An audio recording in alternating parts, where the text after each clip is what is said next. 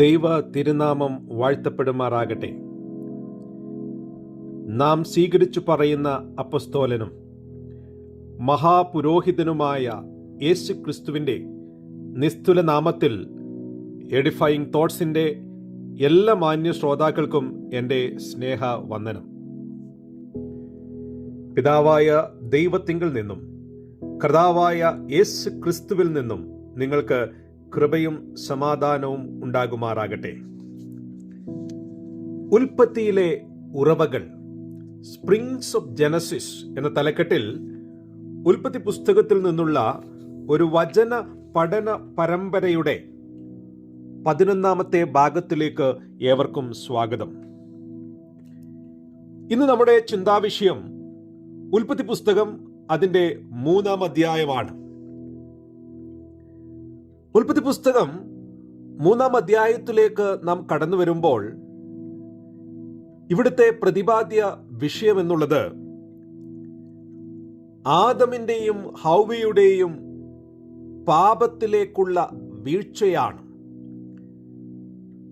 സാത്താന്റെ പ്രലോഭനത്തിൽ അകപ്പെട്ട് ദൈവം തൻ്റെ ഛായയിലും സ്വരൂപത്തിലും സൃഷ്ടിച്ച മനുഷ്യൻ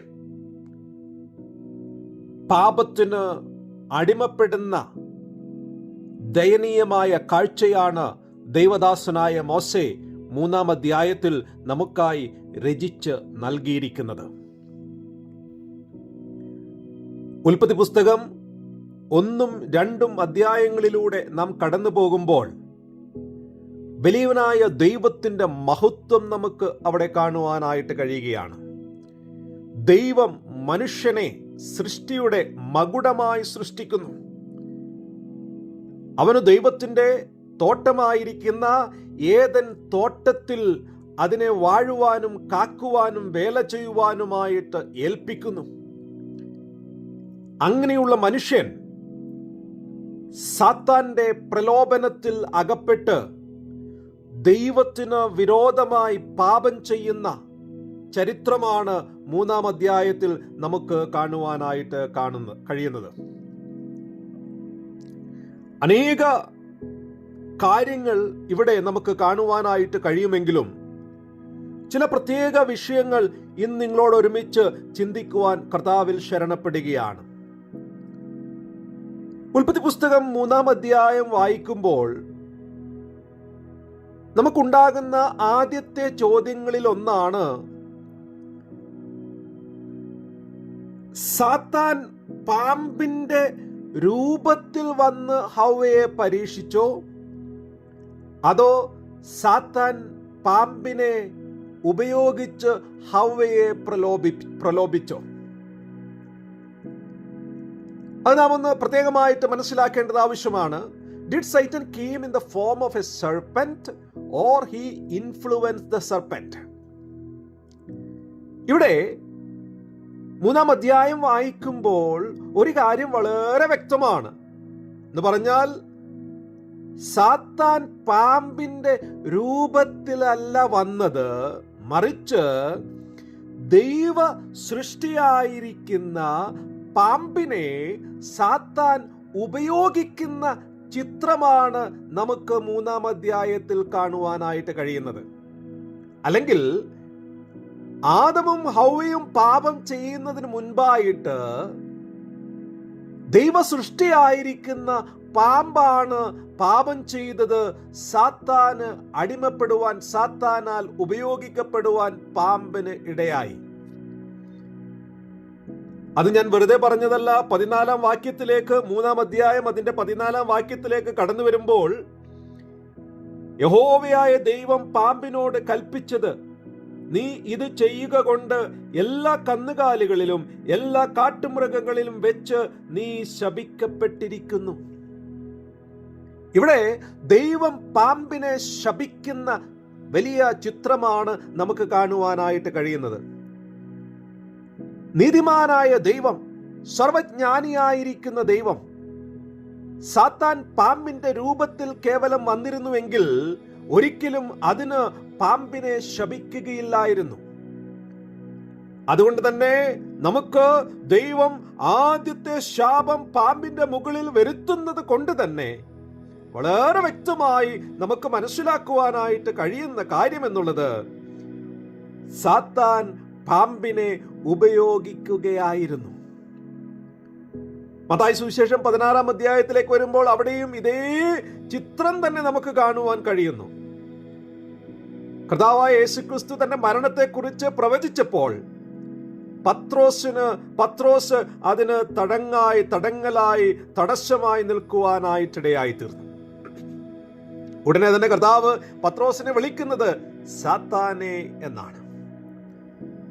സാത്താൻ പത്രോസിന്റെ രൂപത്തിൽ വന്നു എന്നല്ല അവിടെ അർത്ഥമാക്കുന്നത്, മറിച്ച് സാത്താൻ തന്റെ ചിന്തകൾ പത്രോസിലേക്ക് നൽകുവാനായിട്ട്, സാത്താൻ പത്രോസിനെ ഉപയോഗിക്കുവാനായിട്ട് ഇടയായി തീർന്നു. ഇന്നത്തെ ചിന്ത ഇത് പറഞ്ഞുകൊണ്ട് ഞാൻ ആരംഭിക്കുകയാണ്. നാം എത്ര വലിയ ആത്മീക പുരുഷനായിരുന്നാലും, ഏദൻ തോട്ടത്തിൽ വസിക്കുന്ന വ്യക്തികളായിരുന്നാലും, സാത്താന് നമ്മെ ഉപയോഗിക്കുവാൻ കഴിയും എന്നുള്ളത് വളരെ സത്യമാണ്. സാത്താൻ അലറുന്ന സിംഹം പോലെ ആരെ വിഴുങ്ങേണ്ടോ എന്ന് കരുതിക്കൊണ്ട് നടക്കുകയാണ്. ഉൽപ്പത്തി പുസ്തകം അതിന്റെ 3-ാം അധ്യായത്തിലേക്ക് കടന്നു വരുമ്പോൾ സാത്താൻ ആദമിനെയും ഹൗവയെയും പ്രലോഭനത്തിൽ കൊണ്ടുവന്ന് പാപത്തിൽ വീഴ്ത്തുന്ന ചിത്രമാണ് കാണുന്നത്. ഈ ആദ്യത്തെ ഭാഗത്തിൽ നിന്ന് സാത്താൻ നമ്മെ പ്രലോഭനത്തിൽ അകപ്പെടുത്തുമ്പോൾ, അല്ലെങ്കിൽ സാത്താൻ മനുഷ്യനെ പരീക്ഷയിൽ അകപ്പെടുത്തുമ്പോൾ ഉപയോഗിക്കുന്ന തന്ത്രങ്ങൾ എന്തൊക്കെയാണ്? സാത്താൻ നമ്മെ പരീക്ഷിക്കുമ്പോൾ ഉപയോഗിക്കുന്ന തന്ത്രങ്ങൾ എന്തൊക്കെയാണ്? അനേക തന്ത്രങ്ങൾ 3-ാം അധ്യായത്തിൽ നമുക്ക് കാണുവാൻ കഴിയുമെങ്കിലും ചില പ്രധാനപ്പെട്ടതായിരിക്കുന്ന തന്ത്രങ്ങൾ ഇന്ന് ചിന്തിക്കുവാൻ കർത്താവിൽ ശരണപ്പെടുകയാണ്. ഒന്നാമതായിട്ട് ഞാൻ ഇങ്ങനെ പറയുവാനായിട്ട് ആഗ്രഹിക്കുകയാണ്, he uses the best person to incite others to sin. എന്ന് പറഞ്ഞാൽ സാത്താൻ ഏറ്റവും നല്ല വ്യക്തിയാണ് മറ്റുള്ളവരെ പരീക്ഷിക്കുവാൻ ഉപയോഗിക്കുന്നത്.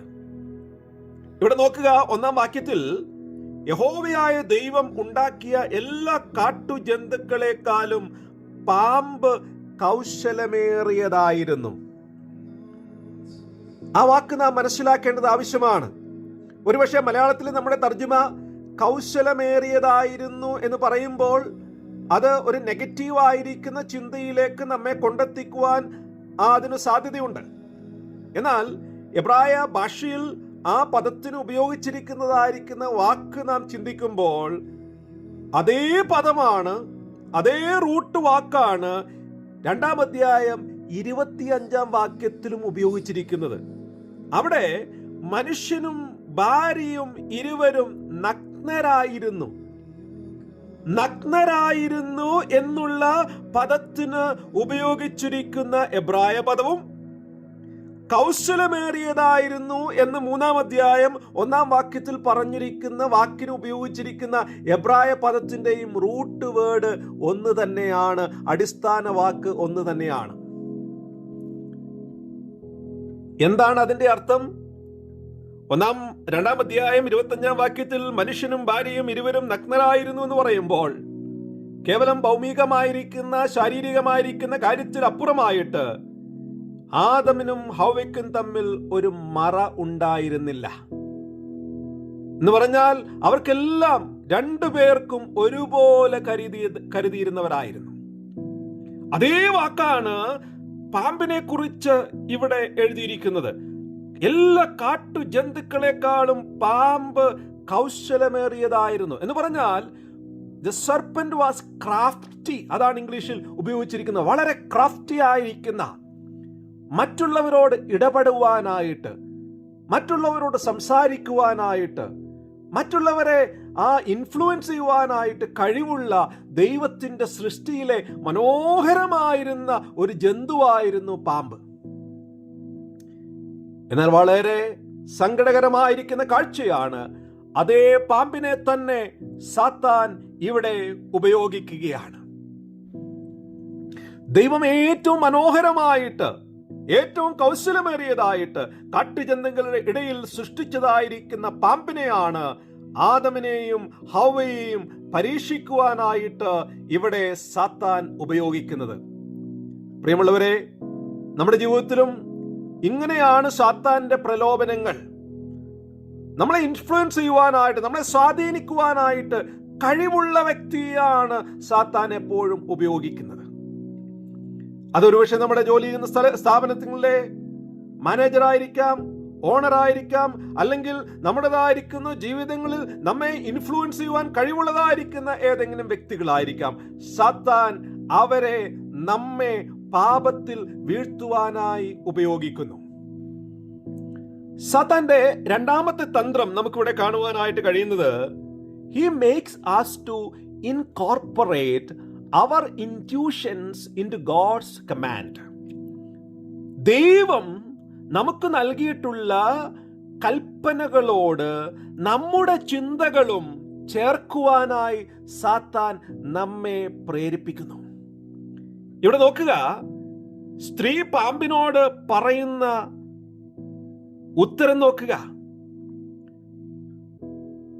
സ്ത്രീ പാമ്പിനോട്, രണ്ടാം വാക്യം, തോട്ടത്തിലെ വൃക്ഷങ്ങളുടെ ഫലം നിങ്ങൾക്ക് തിന്നാം, എന്നാൽ നീ മരിക്കാതിരിക്കേണ്ടതിന് തോട്ടത്തിന്റെ നടുവിലുള്ള വൃക്ഷത്തിന്റെ ഫലം തിന്നരുത്, തൊടുകയും അരുത് എന്ന് ദൈവം കൽപ്പിച്ചിട്ടുണ്ട് എന്ന് പറഞ്ഞു. എന്നാൽ രണ്ടാം അധ്യായത്തിലേക്ക് നാം കടന്നു വരുമ്പോൾ ദൈവം എന്താണ് കൽപ്പിച്ചത്? അവിടെ നമുക്ക് കാണുവാനായിട്ട് കഴിയുന്നത് 16-ാം വാക്യത്തിൽ, ദൈവം മനുഷ്യനോട് കൽപ്പിച്ചതെന്നാൽ തോട്ടത്തിലെ സകല വൃക്ഷങ്ങളുടെയും ഫലം നിനക്ക് ഇഷ്ടം പോലെ തിന്നാം, എന്നാൽ നന്മ തിന്മകളെ കുറിച്ചുള്ള അറിവിന്റെ വൃക്ഷം ഫലം തിന്നരുത്, തിന്നുന്ന നാളിൽ നീ മരിക്കും. ദൈവം അവിടെ തിന്നരുത് എന്ന് മാത്രമാണ് കൽപ്പിച്ചത്. എന്നാൽ ഇവിടെ ഹവ്വ തൊടുകയും അരുത് എന്ന് പറയുകയാണ്. തൻ്റെ ചിന്തകൾ, ഞാൻ ഇങ്ങനെയാണ് ചിന്തിക്കുന്നത്, ഒരുപക്ഷെ ആദമായിരിക്കാം ഹവ്വയോട് ഈ കാര്യം ഇങ്ങനെ പറഞ്ഞു കൊടുത്തത്. ദൈവവചനം തെറ്റായി നാം പഠിപ്പിച്ചു കഴിഞ്ഞാൽ, ദൈവവചനത്തോട് എന്തെങ്കിലും ചേർത്ത് നാം പഠിപ്പിച്ചു കഴിഞ്ഞാൽ, ഒരുപക്ഷെ അത് നല്ല പോസിറ്റീവ് ഇന്റന്റോടായിരിക്കാം നമ്മൾ ചെയ്യുന്നത്. എന്നാൽ അത് എല്ലായ്പ്പോഴും ദോഷത്തിൽ ചെന്ന് കലാശിക്കുമെന്നുള്ളതിന് യാതൊരു സംശയമില്ല. ഇവിടെ ഹവ്വ തൊടരുത് എന്ന് പറഞ്ഞപ്പോൾ, സാത്താൻ പ്രലോഭിച്ചപ്പോൾ ഹവ്വ പോയി ആ ഫലത്തെ തൊടുവാനായിട്ടിടയായി തീർന്നു. തൊട്ട് കഴിഞ്ഞപ്പോൾ ഒന്നും സംഭവിച്ചില്ല. തുടർന്ന് അത് പറിച്ച് തിന്നുവാൻ ഇടയായി തീർന്നു. നോക്കിയാട്ടെ, ദൈവവചനത്തോട്, ദൈവത്തിന്റെ കൽപ്പനയോട് എന്തെങ്കിലും ചേർക്കുമ്പോൾ അത് നമ്മെ തെറ്റിലേക്ക് നടത്തുന്നു എന്നുള്ളതിന് യാതൊരു സംശയമില്ല. മൂന്നാമത്തെ തന്ത്രം, he uses the more closer person to tempt us. ഇവിടെ ആദമിനെ പരീക്ഷിക്കുവാനായിട്ട് പാമ്പ് ഹവ്വയാണ് ഉപയോഗിച്ചത്. അല്ലെങ്കിൽ സാത്താൻ ഹവ്വയാണ് ഉപയോഗിച്ചത്. പാമ്പല്ല പോയി ആദമിനോട് പറയുന്നത്. ആദമിന് പ്രിയപ്പെട്ടവളായ ഹവ്വയെ സാത്താൻ ഇവിടെ ഉപയോഗിക്കുകയാണ്. നമുക്ക് വളരെ വേണ്ടപ്പെട്ടവരെ വെച്ച് സാത്താൻ നമ്മെ പരീക്ഷയിലേക്ക് കൊണ്ടുവരുന്നു. അപ്പോസ്തലപ്രവൃത്തി 5-ാം അധ്യായത്തിൽ അതേ ചിത്രമാണ് അനന്യാസും സഫീറയും ചെയ്തത്. അവരിരുവരും പാപം ചെയ്യുവാനായിട്ട് ഒത്തുചേർന്നു, ഇൻഫ്ലുവൻസ് ചെയ്തു. ആരാരെയാണെന്ന് നമുക്കവിടെ രേഖപ്പെടുത്തി തന്നിട്ടില്ലെങ്കിലും രണ്ടുപേരും ഒത്തു എന്നാണ് നമുക്കവിടെ കാണുവാനായിട്ട് കഴിയുന്നത്.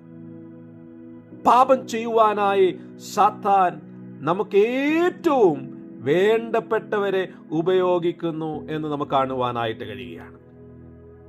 നാലാമത്തെ തന്ത്രത്തിലേക്ക് കടന്നു വരുമ്പോൾ, he uses the weaknesses of our flesh to tempt us. എന്ന് പറഞ്ഞാൽ, എൻ്റെ ജഡത്തിന്റെ ബലഹീനതകളെ സാത്താൻ എന്നെ പരീക്ഷിക്കുവാനായിട്ട് ഉപയോഗിക്കുന്നു. ഇവിടെ നമുക്ക് കാണുവാനായിട്ട് കഴിയുന്നത് 6-ാം വാക്യം, ആ വൃക്ഷഫലം തിന്നുവാൻ നല്ലതും കാണുവാൻ ഭംഗിയുള്ളതും ജ്ഞാനം പ്രാപിപ്പാൻ കാമ്യവും എന്ന് സ്ത്രീ കണ്ട് ഫലം പറിച്ചു തിന്ന് ഭർത്താവിനും കൊടുത്തു. കൺമോഹം, ജഡമോഹം, ജീവനത്തിന്റെ പ്രതാപം, നമ്മുടേതായിരിക്കുന്ന ശരീരത്തിന്റെ ബലഹീനതകളെ സാത്താൻ എപ്പോഴും ഉപയോഗിക്കുന്നു. സാത്താന്റെ തന്ത്രങ്ങളെ കുറിച്ച് 4 പ്രധാനപ്പെട്ട കാര്യമാണ് ഞാൻ ഇന്ന് പറയുവാനായിട്ടിടയായി തീർന്നത്. ഒന്നാമതായിട്ട്, സാത്താൻ ദൈവത്തിന്റെ സൃഷ്ടിയിൽ തന്നെ ഏറ്റവും മേന്മയേറിയത്, മെച്ചമായതിനെ വെച്ച് നമ്മെ പരീക്ഷിക്കുന്നു. രണ്ടാമത്, ദൈവത്തിന്റെ കൽപ്പനയോട്, ദൈവവചനത്തോട് ചേർക്കുവാൻ, കൂട്ടിച്ചേർക്കുവാൻ, അതിൽ മായം ചേർക്കുവാൻ നമ്മെ പ്രേരിപ്പിക്കുന്നു. മൂന്നാമതായിട്ട്, നമുക്ക് ഏറ്റവും വേണ്ടപ്പെട്ടവരെ വെച്ച് നമ്മെ പാപത്തിലേക്ക് നയിക്കുന്നു. നാലാമതായിട്ട്, അത് വ്യക്തിപരമാണ്. നമ്മുടെ ബലഹീനതകളെ, ശരീരത്തിന്റെ ബലഹീനതകളിലൂടെ സാത്താൻ നമ്മെ പാപത്തിലേക്ക് നയിക്കുന്നു. പ്രലോഭനം പാപമല്ല. Temptation is not sin. അവസരം പാപമല്ല. Opportunity is not sin. എന്നാൽ പ്രലോഭനത്തിന്റെ കൂടെ അവസരം കൂടെ ലഭിക്കുമ്പോൾ, നാം അതിന് അടിമപ്പെടുമ്പോഴാണ് പാപം ജനിക്കുന്നത്. Temptation plus opportunity plus yielding equal to sin. ഇതാണ് ആ പാപത്തിന്റെ ഏറ്റവും നല്ല ഡെഫിനിഷൻ. പ്രലോഭനം നമ്മുടേതായിരിക്കുന്ന ശരീരത്തിന്റെയോ അല്ലെങ്കിൽ നമ്മുടേതായിരിക്കുന്ന കൂടെ ഉള്ളതായിരിക്കുന്ന വ്യക്തികളുടെ കൂടെ ആയിരിക്കാം. അതിന് സാത്താൻ അവസരങ്ങൾ നൽകുന്നു. ആ അവസരത്തിന് നാം അടിമപ്പെടുമ്പോൾ അവിടെ പാപം ജനിക്കുന്നു. റോമാലേഖനം 6-23 ഇങ്ങനെയാണ്: പാപത്തിന്റെ ശമ്പളം മരണമത്രേ, ദൈവത്തിന്റെ കൃപാപരമോ നമ്മുടെ കർത്താവായ യേശു ക്രിസ്തുവിൽ നിത്യജീവനാകുന്നു. പാപം മരണത്തിലേക്ക് നയിക്കുന്നു. മനുഷ്യൻ ആത്മീകമായി, ജഡീകമായി നിത്യതയോളം മരിക്കുവാനായിട്ടിടയായി തീർന്നു. എന്നാൽ അപ്പോസ്തലനായിരിക്കുന്ന പൗലോസ് പറയുകയാണ്, ദൈവത്തിന്റെ കൃപാവരമോ നമ്മുടെ കർത്താവായ യേശു ക്രിസ്തുവിൽ നിത്യജീവൻ. നമ്മളാരും പൂർണ്ണമായി പരിശുദ്ധരല്ല. പാപം നമ്മുടെ ജീവിതത്തിൽ കടന്നു വരുമ്പോൾ ആ പാപത്തിന് അടിമപ്പെട്ടു പോകാതെ കൃപാസനത്തിങ്കിലേക്ക് അടുത്തുവന്ന് പാപത്തിന്റെ പരിഹാരം ലഭിക്കുവാനായിട്ട്, നേടുവാനായിട്ട് ഇടയായി തീരേണ്ടത് ആവശ്യമാണ്. എന്നെ കേൾക്കുന്നതായിരിക്കുന്ന ആരെങ്കിലും ഈ പാപത്തിൻ്റെതായിരിക്കുന്ന പ്രശ്നത്തിൽ അകപ്പെട്ട് കിടക്കുകയാണെങ്കിൽ, പാപഭാരത്താൽ ജീവിതം വളരെ വിഷമസന്ധിയിലായിരിക്കുകയാണെങ്കിൽ, വലിയവനായ ദൈവം നിത്യജീവൻ ദാനമായി ക്രിസ്തുയേശുവിലൂടെ നിങ്ങൾക്ക് നൽകുവാനായിട്ട് ആഗ്രഹിക്കുകയാണ്. യേശു ക്രിസ്തു വിശ്വസിക്കുക, നിത്യജീവൻ പ്രാപിക്കുക. ദൈവം നിങ്ങളെ അനുഗ്രഹിക്കുമാറാകട്ടെ. ആമേൻ. സാധുവെന്നെ കൈവിടാതെ നാഥനെന്നും നടത്തിയിടുന്നു. സാധുവെന്നെ കൈവിടാതെ നാഥനെന്നും നടത്തിയിടുന്നു. അന്ത്യത്തോളം ചിറകടിയിൽ അവൻ കാത്തിടും ധരയിൽ. അന്ത്യത്തോളം ചിറകടിയിൽ അവൻ കാത്തിടും ധരയിൽ. ആപത്തിലും രോഗത്തിലും, ആപത്തിലും രോഗത്തിലും അവനാണെനിക്കഭയം. സാധുവെന്നെ കൈവിടാതെ നാഥനെന്നും നടത്തിയിടുന്നു. സാധുവെന്നെ കൈവിടാതെ നാഥനെന്നും നടത്തിയിടുന്നു.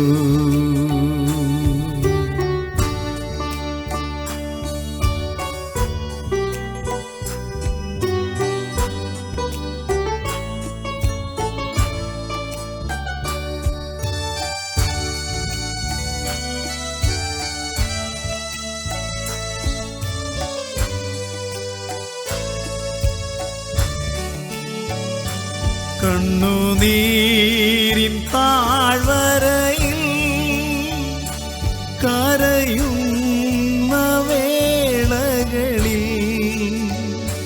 കണ്ണുനീരിൻ താഴ്വരയിൽ കരയുന്ന വേളകളിൽ കൈവിടില്ലെൻ കർത്തനെൻ്റെ, കൈവിടില്ലെൻ കർത്തനെൻ്റെ കണ്ണുനീരെല്ലാം തുടയ്ക്കും. സാധുവെന്നെ കൈവിടാതെ നാഥനെന്നും നടത്തിയിടുന്നു.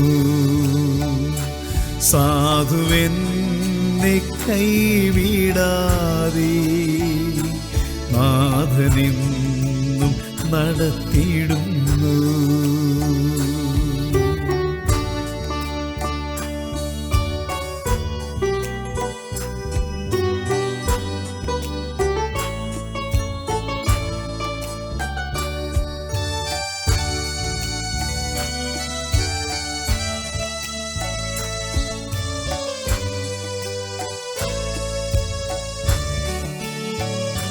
കൊടും കാറ്റും തിരമാലയും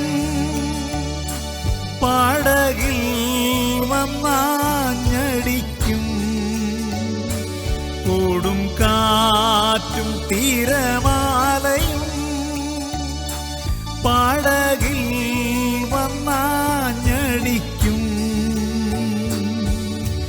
നേരമെൻ്റെ ചാരയുണ്ട്, നേരമെൻ്റെ ചാരയുണ്ട്, നാഥനെന്നും വല്ലഭനാ.